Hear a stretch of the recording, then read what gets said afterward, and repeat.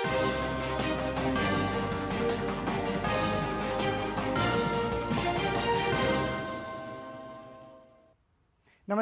आप देख रहे हैं डीडी न्यूज का विशेष सांकेतिक भाषा समाचार। आपके साथ मैं हूं पराक्रम सिंह शेखावत और हमारे साथ हैं हमारी सांकेतिक भाषा के सहयोगी शरद मुदगल। समाचार की शुरुआत करेंगे सुर्खियों के साथ। प्रधानमंत्री नरेंद्र मोदी ने ग्लोबल साउथ के देशों से एकजुट होकर वर्तमान चुनौतियों से लड़ने का किया आह्वान। कहा, पिछली सदी में बने ग्लोबल गवर्नेंस और वित्तीय संस्थान इस सदी की चुनौतियों से लड़ने में असमर्थ।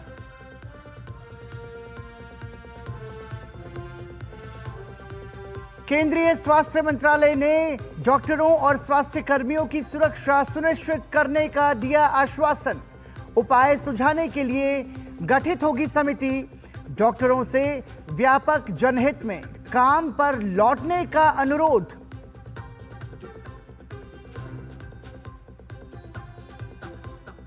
केंद्रीय स्वास्थ्य एवं परिवार कल्याण मंत्री जेपी नड्डा ने मंकी पॉक्स की स्थिति और तैयारियों पर की समीक्षा बैठक।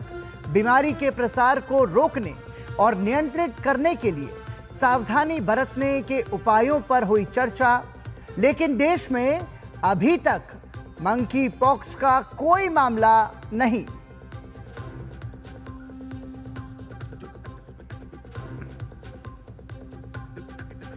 कोलकाता रेप मर्डर मामले को लेकर देश भर में डॉक्टरों की हड़ताल जारी।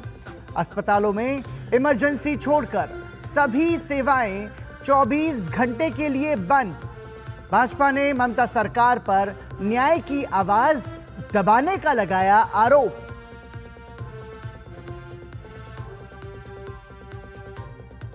और सीधा रुख करेंगे विदेश मंत्रालय की एक बड़ी खबर का। विदेश मंत्रालय की जो ब्रेकिंग है वो हम आपको बताने जा रहे हैं, जिसमें प्रेस वार्ता है, सुनिए। On this topic, with that, I invite Honorable External Affairs Minister to make his opening remarks. Sir, over to you. Thank you, Randit. Good evening. We've just concluded the third Voice of the Global South Summit. It began with a leaders session in the morning, and it's just concluded with a session of the foreign ministers. All in all, 123 countries took part in the summit, including India. At the level of head of state, head of government, there were 21 countries. There were 118 ministers, not counting the foreign ministers, and there were 34 foreign ministers. There were also 5 multilateral development banks.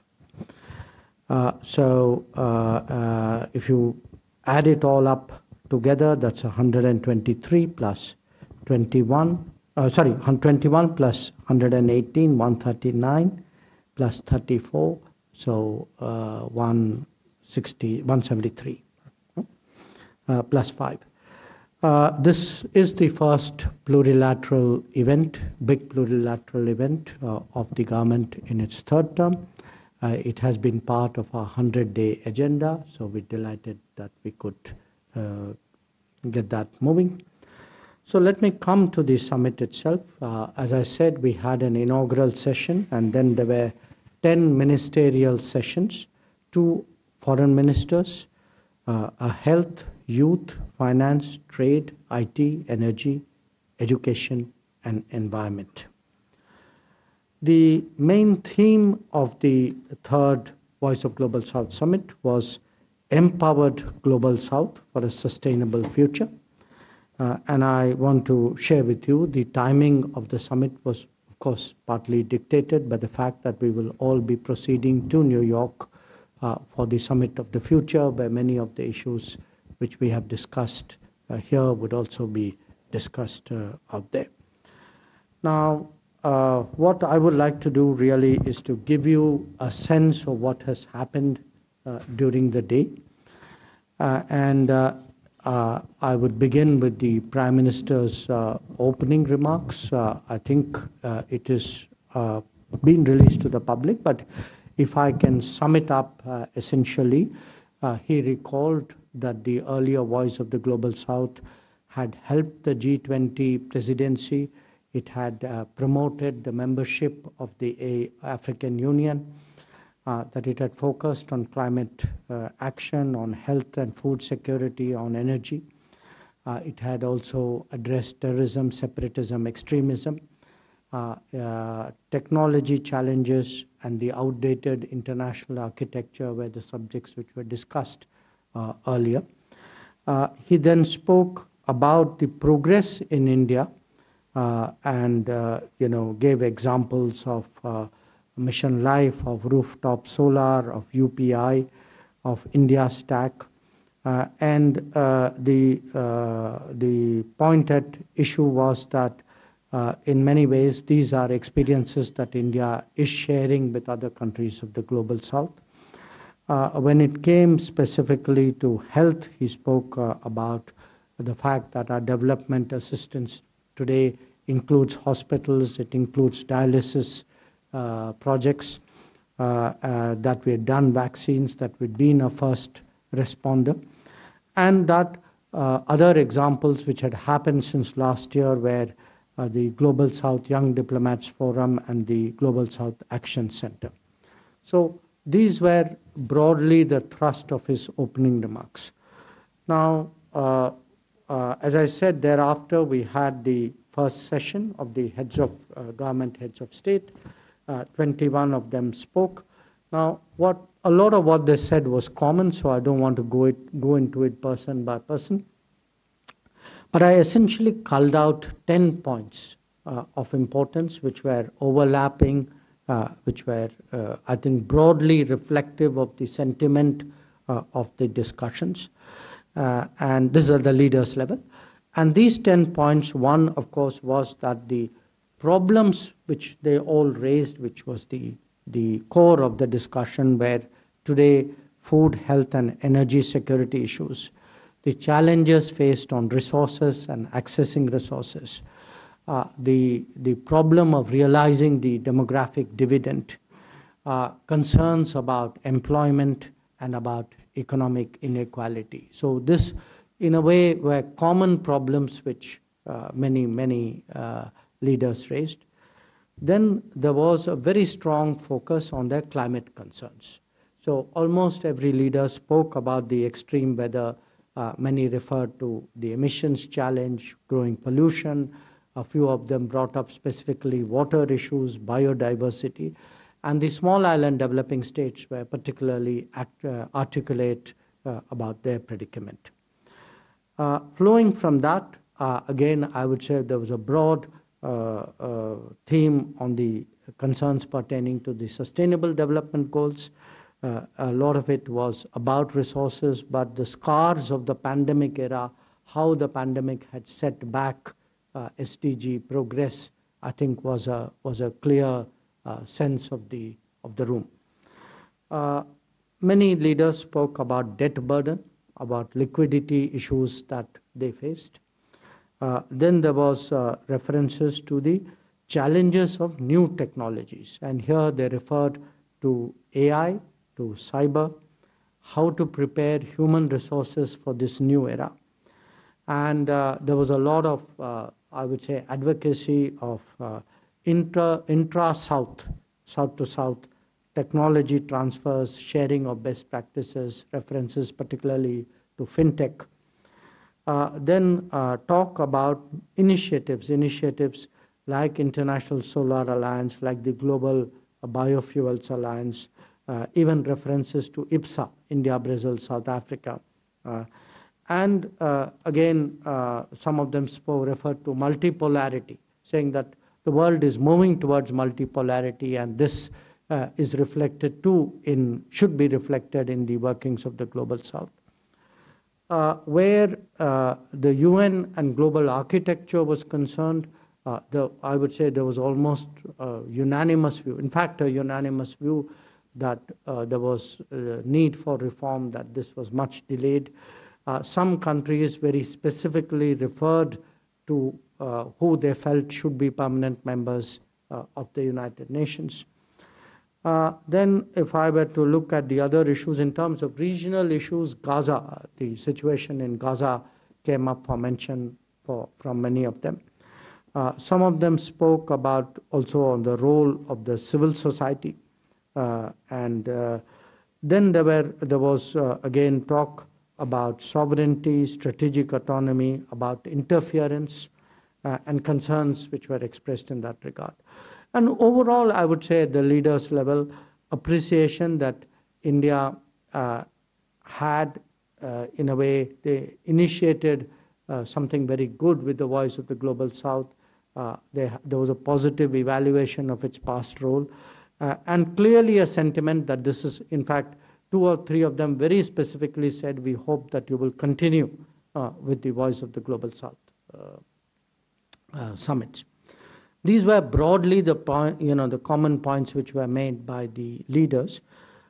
Similarly, I had done an exercise for the 2 sessions of the foreign ministers, because a lot of what they said about the leaders were more like at a vision level, a bigger concept level.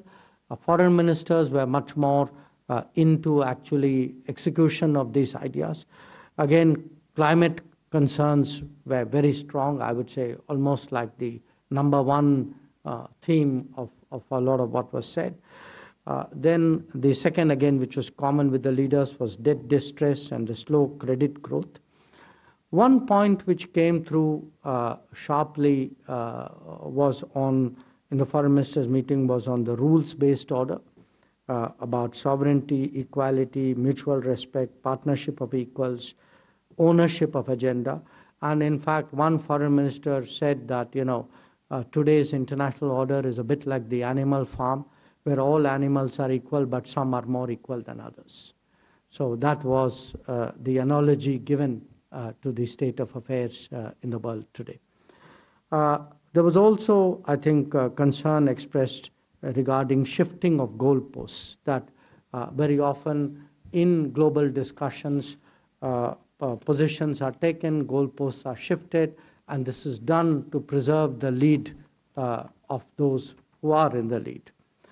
Among specific concerns which the ministers raised, I would say bridging the digital divide and technology concerns was one. Many of them spoke about corridors and connectivity, physical connectivity, energy connectivity, maritime connectivity, about supply chains. Few of them referred to cultural preservation concerns, that they were worried that their cultures, they were not just getting physically inundated by climate change, but in many cases also their cultures, they felt were vulnerable to what was happening in the world. There was reference to disaster resilient infrastructure. I think here particularly the small islands and the smaller countries were much more focused on that. And the overall messaging which came out with the foreign ministers was very much inclusive, equitable, representative, international order, and that the global south really has to democratize global governance. It has to be much more active. So that was the sum and substance of mostly what happened at the leaders and the foreign ministers level. In terms of the conclusion, where Prime Minister was concerned, he spoke of the need for a global development compact, and said that the experience of India's development journey was something we were willing to share with other countries, that global south must set its priorities, and these priorities should be human-centric, they should be multidimensional, multi-sectoral, that there has to be sensitivity to debt, to sustainability of what countries were trying to do in terms of their progress and achievement. The idea of trade for development, of encouraging capacity building, of technology sharing, of financing of projects in a very responsible way. Also that within the global south, we needed collectively to enhance our trade negotiation skills, that amongst us we could be helpful to each other in that regard. Also that supporting the SDG stimulus leadership group. He spoke about providing more generic medicines, of training for drug regulators so that the Global South itself was much more competent in this area, support for natural farming, and how we need to find mechanisms and exercises where the Global North, Global South divide is bridged to the extent possible, keeping in mind the interests of the Global South. So the exercise, you know, in many ways during the day was, a lot of it was really about preparing ourselves for the summit of the future. What I'd also like very, very quickly to run through, because there were, you know, all in all, there were 10 ministerial proceedings which were going in parallel. I think the finance one was supposed to be about people-centric approaches, how to finance SDGs, addressing debt, liability, long-term financing. The trade one was about global value chains, food security, about MSME support, trade facilitation. The health one was on what we call the One World, One Health concept, how to create a health architecture with the WHO at its core, and how do we deal with universal health coverage challenges, how do we use digital public infrastructure for advancing health, looking at food safety regulations. The IT one was expectedly centered around the digital public infrastructure and what we could within the Global South do in that regard. Education was about creating the human resources which would accelerate SDG targets, which would promote women-led development, which would help achieve demographic dividends, also a discussion of future of work. Energy was on sustainable energy solutions, but also on the volatile markets, on new alternative energy, on transition moves, on the biofuel alliance, on equitable access to energy.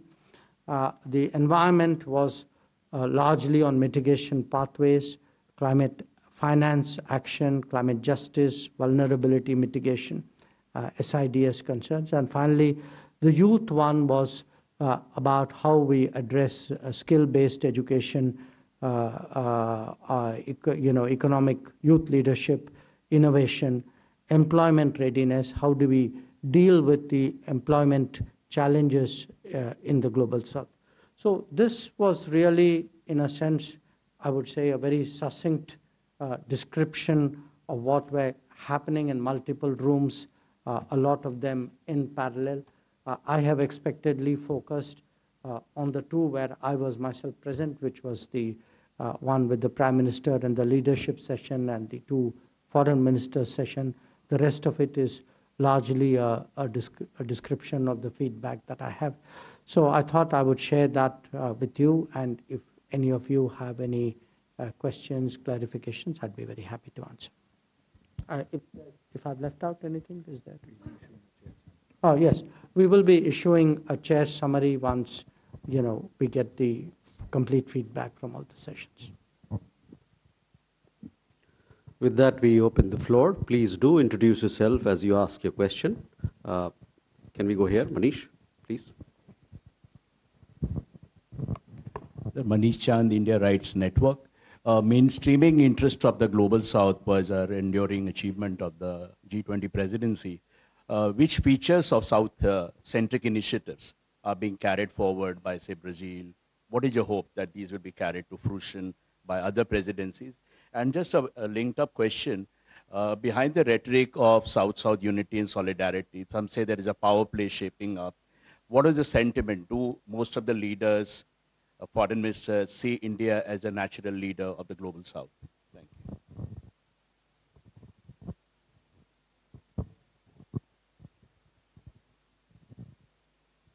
So good evening, this is Ayushi Agrawal from ANI.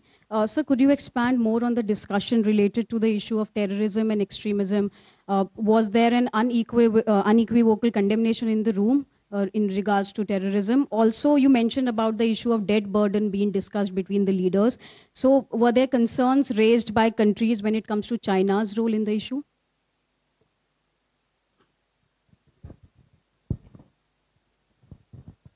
Hello sir, Neeraj from news 18 India.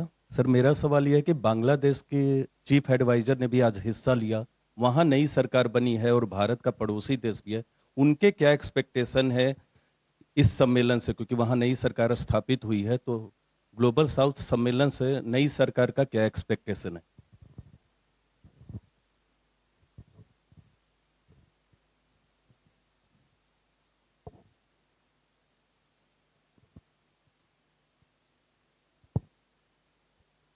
Let me start with the first question, Manish, from you. On the G20, I would say, by and large, there's been a fair amount of carryover for this reason.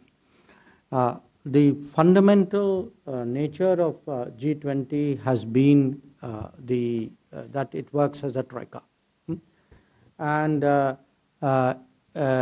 when it works as a troika, they were already fed into our presidency, and we going out are continuing to be associated with this. So many of the issues, and some of them, for example, if you looked at the MDB reform, it was not something which was limited, it was not something which could be done in a single presidency, because you were looking at reports and then the follow-up on those reports. I would say overall, what our presidency in a way did was, which today many people very explicitly recognized, was that we shifted the attention of the G20 itself on the global south. It wasn't, one of course was the formal admission of the African Union, but if you looked at, the kind of issues which came up in the G20 overall, many of them at global south issues which hadn't got that kind of attention earlier. That, I think, is very much kept up with Brazil, so there's a high degree of continuity there. Is there a power play in it? No, I don't think there was there was not, that wasn't the sentiment in the room at all. The real issue was, look, we all have, many of them pretty much said it in these words, saying, look, we all have issues, we speak about our issues, often we feel people don't hear us, the world doesn't hear us. But when we have this ability to see, okay, 100 and something other countries feel similarly, we've had this exchange of notes, we are now going to go into New York, we all feel much stronger as a result. We feel much more confident about it. So I would say it was more like a certain solidarity. Yeah, that word was often used.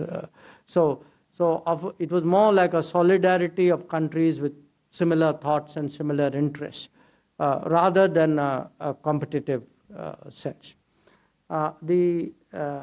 Your question, a number of people did mention, I would say perhaps more on the foreign ministers meeting, on terrorism, extremism. As I said, PM himself mentioned it in his opening remarks as issues which Global South has a shared concern. Obviously, everybody has their own version of this particular challenge. I would say people are pretty clear about it. I don't think anybody defended it or caveated it or justified it in any way. On the debt burden, no particular country was mentioned, but the debt burden was clearly mentioned, that yes, we have debt burdens. And part of it was in terms of borrowings, but also there was this concern, look, we are facing a liquidity crunch, this is affecting our trade, today we are under economic pressure. So it was a mix really of the issue, of all of this, and also that we need more access to more windows of lending. I think that sentiment was there. जो आपका जो सवाल जो था जो बांग्लादेश वाला, देखिए जो बांग्लादेश के चीफ एडवाइज़र ने कहा वो तो मेरा क्या माने उस पर टिप्पणी करना या मेरा उस पर बोलना उचित नहीं होगा, उनकी सरकार की ओर से जो भी वो कहें वो आना चाहिए। पर मैं इतना ही कहूँगा कि एक तो उन्होंने शुरू किया था कि हमारे इंडिपेंडेंस डे के, क्योंकि वो परसों ही था तो उन्होंने उसके बारे में वो पहले ग्रीटिंग्स पे शुरू किया था। फिर उन्होंने अपनी ओर से कहा कि दुनिया में चैलेंजेस हैं, माने जियोपॉलिटिक्स की है, क्लाइमेट की है, कोविड की है, और फिर अपनी स्थिति, क्योंकि बहुत सारे लोग जो थे वो दुनिया के बारे में भी बात कर रहे थे और जो अपने देश में जो हुआ है या उनकी अपनी परिप्रेक्ष्य, राष्ट्र परिप्रेक्ष्य जो उनको बोलना था वो बोल रहे थे। तो उनके यहाँ जो अभी जो घटनाएं हुई हैं उसका उन्होंने अपनी ओर से उसका एक विवरण दिया। So, if I can some sort of give you a short English version of that, I was asked saying, what did the chief advisor of Bangladesh say? I said it would not be appropriate for me to either comment on his remarks or to, to give a fuller description. But I would say, he began by greeting the Prime Minister and India on Independence Day.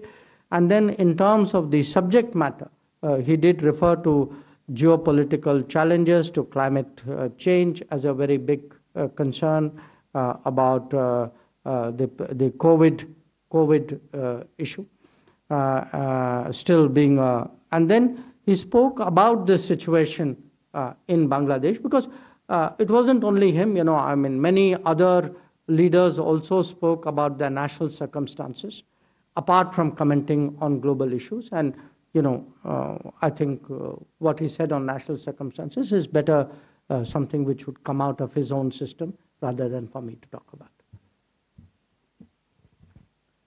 Abhishek?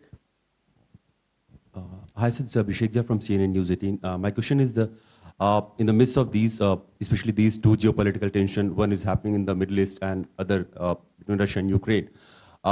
Did that sentiment was also discussed when the foreign ministers were meeting? When the foreign ministers were discussing, and yeah, sure. and what was the sense that you could share with us? Okay, sure. Huma? So I'm Huma Siddiqui from the Financial Express. So in context of what the Prime Minister talked about, the better trade negotiations and development priorities, I just want to understand, was the, in context of energy security, was the issue talked about India getting oil from Venezuela and Iran, because there are sanctions there? And my second question is, there are a lot of trade agreements that are being negotiated with some countries in the region, South American region. Was that also talked about? A friend here. Good evening, sir. My name is Takashi Ishihara from Japanese newspaper Asahi Shimbun. My question is, we have seen the 3 Voice of Global Summits so far as of today. So how do you evaluate this virtual framework? And is there any possibility to host a physical summit or meeting in the near future? Okay, for this round, I'll end with that, then we can move on. Your question, Gaza and Ukraine, I would say quite a few people raised Gaza. Some did, in both the leaders and foreign ministers mentioned Ukraine, but definitely Gaza, the references to Gaza were much more frequent than to Ukraine. And the thrust of it, I think, was really concern at the casualties, civilian casualties, and the sentiment was that, sort of the situation needs to go back to a ceasefire and to a negotiation. So I think that would be a fair characterization of a very broad range of sentiments. On your question about India and oil, look, India, I mean, energy security came up, but we did not specifically raise our energy supplies vis-a-vis any other country. I must also say some countries did bring up sanctions, did mention sanctions, some of them very sharply. So if you ask me, were sanctions mentioned? Yes. Where was energy security, volatile markets discussed? Yes. But nobody actually said country A imports from country B or country C. This kind of discussion was not conducive to that kind of detailing. There was no particular discussion about trade agreements with Latin America. On the issue of Voice of Global South summit, look, the last two summits held last year were very, very useful in preparing for the G20, for the New Delhi G20 summit, because what it did was it enabled us, when we spoke to the G20, to say, we've consulted 100 and something more countries, and this, after consultation, is their sentiment. So when we said we are speaking for many countries, you have to go through that exercise to establish you are indeed speaking for them. I think the current one, obviously in terms of its timing, it is much more directly relatable to the Summit of the Future. But again, I would say there was a widespread sentiment today articulated by countries saying, look, this is very useful. Somebody in the Global South needs to take that initiative. And we are very happy that India did it. And so there was everybody was for it, but not everybody maybe has the ability and the systems to pull it all together. So definitely the fact that it happened, was widely appreciated, widely commented upon. Nobody specifically spoke about a physical summit. That, virtual versus physical never really came up in any discussion. Rishikesh? Sir, Rishikesh from Press Trust of India, sir. So, has the matter of political interference in domestic affairs by global powers been brought up by the participants, especially leaders or foreign ministers? And is there any expectation from them that PM Modi will raise this particular issue during his visit to US to take part in the Summit of Future? Next question here. Sir मैं सपना साधना group से sir developments को लेके summit में बात की गई. अगर हम बात करते हैं भारत की लगातार अपने आप को मजबूत करने की कोशिश कर रहे हैं अंतर्राष्ट्रीय स्तर पर, सर आने वाले 5 सालों में आप कहां देखते हैं भारत को? Jackie. Jackie Martins from BBC. You spoke about the Global South having to play a role in democratizing global institutions, and particularly around UN reform. Is there, this has been discussed for a while, but I think the current international crises means there's an increased call for that reform. Is there a proposal that's been taken forward to the UN of what that reform could look like?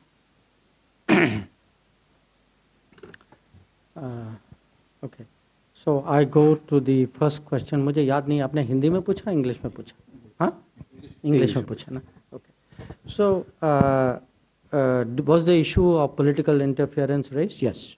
I think at the leaders level, definitely I can remember 1-2 people at least bringing it up at the foreign ministers level as well. So I think for many countries of the Global South, this is a concern. Now, the idea here was really more to hear each other out, draw from each other. What all PM would say when an opportunity provides itself. I think that is right now not something which we would comment on. So we will see closer to the time as and when his future engagements are concerned.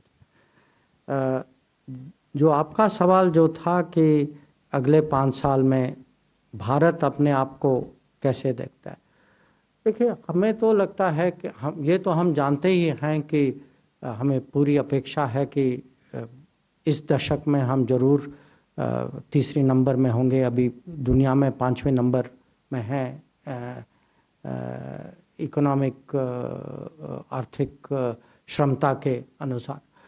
और हमें ये भी लगता है कि बहुत सारी चीज़ें जो भारत अभी कर रहा है, जैसे अभी हम डिजिटल पब्लिक इंफ्रास्ट्रक्चर देखते हैं, इंडिया स्टैक की बात करते हैं, यूपीआई की बात करते हैं, या अगर आप हमारी जो व्यापार के क्षेत्र में अगर आप भारत का आप प्रभाव देखें, अगर आप आंकड़े भी देखें, तो हमारी ट्रेड बढ़ेगी, हमारी इकोनॉमी और बढ़ेगी, हमारा दुनिया में इन्फ्लुएंस बढ़ेगा, हमारी राजनीतिक परिप्रेक्ष्य भी आप कह सकते हैं। अब उनका सवाल था, बाद में यूएन की बात करेंगे हम। तो मैं तो ज़रूर कहूँगा कि हमें पूरा विश्वास है कि ये आने वाले दशक में जो प्रगति पिछले 10 साल में हुई है, ये बढ़ता जाएगा, ये कहीं कम तो नहीं होगा। और बहुत सारे क्षेत्रों में लीप फ्रॉगिंग की संभावना है कि भारत जो है, क्योंकि टेक्नोलॉजी के माध्यम, जैसे अभी एआई की लोग बात करते हैं, तो एआई में बहुत अवसर है कि इसमें अब मैन्युफैक्चरिंग में बढ़ना थोड़ा और कठिन है। एआई में हो सकता है कि भारत जो है और जल्द प्रगति कर सकता है। तो ये विश्वास जो है, ये आत्मविश्वास भारत में आज जरूर है। और हमें लगता है, और मैं ये भी कहूँगा कि जो ग्लोबल साउथ के देश जो हैं, उनकी अपेक्षा है भारत के बारे में। उनको लगता है कि ये आज एक देश है जो हम दुनिया में करीब 80 देशों में आजकल हम प्रोजेक्ट करते हैं। उनको लगता है कि दुनिया में, और ख़ासकर अगल बगल में कुछ हो जाए, तो भारत जो है एक फर्स्ट रिस्पॉन्डर के रूप में मदद करने के लिए जल्दी आ जाता है। तो भारत से जो अपेक्षा जो है वो बढ़ रही है दुनिया में, तो वो भी है। हमारी क्षमता जरूर बढ़ेगी, पर क्षमता के साथ जिम्मेदारी भी बढ़ेगी, अपेक्षा भी बढ़ेगी। So I was essentially saying that we see ourselves in the next decade, because that was broadly the question, as a country with greater capabilities, with greater responsibilities, with greater expectations from the global south. And that was voiced today, that in many cases people specifically referred to experiences that they'd had with India, or it could be like a natural disaster, or it could be a health collaboration, or a development project. So a lot of those examples were cited. So we can see that the global south does expect much more from India in the coming days. So your question on the UN reform, is there growing sentiment for UN reform? To me, absolutely. Is there a specific idea how to do it? I think there are many specific ideas. Different groups of countries have their own ideas. So the idea, the exercise is to find a way of reconciling that to the best possible, and then subjecting it to a democratic choice. Now, we are not going to get perfect unity among 190 odd countries in the world saying this is how we're going to go about it. Nor do we expect it. So our view is, look, open it up, let everybody put forward their idea, and then give the membership of the UN the ability to make that choice. So we believe today that there should be a negotiation, there should be a text-based negotiation, that whatever emerges from it, we are not saying it's necessarily something that has to agree with us. But if really we believe in a democratic world order, then we think this 190 odd members should be allowed to vote about the future of the UN, like many of us vote about our respective futures. And we feel that process has been unduly and unfairly blocked. So our striving is in that direction. We know that it is not without its challenges, but we continue to persevere. Bharat के विदेश मंत्री S Jaishankar voice of global south शिखर सम्मेलन पर press वार्ता को संबोधित कर रहे थे। इस दौरान उन्होंने इस प्रेस वार्ता में बताया कि किन किन मुद्दों पर इसमें चर्चा की गई और उसमें उन्होंने भारत की भूमिका के महत्व को बताते हुए बताया कि आज Bharat voice of global south का नेतृत्व करने की क्षमता है और भारत की जो अपेक्षाएं हैं भारत से दुनिया के देशों की वो और भी ज़्यादा बड़ी हैं। इसी के साथ जिम्मेदारी भी बड़ी है। इसी के साथ समाचार में अभी के लिए इतना ही। दीजिए अनुमति। नमस्कार।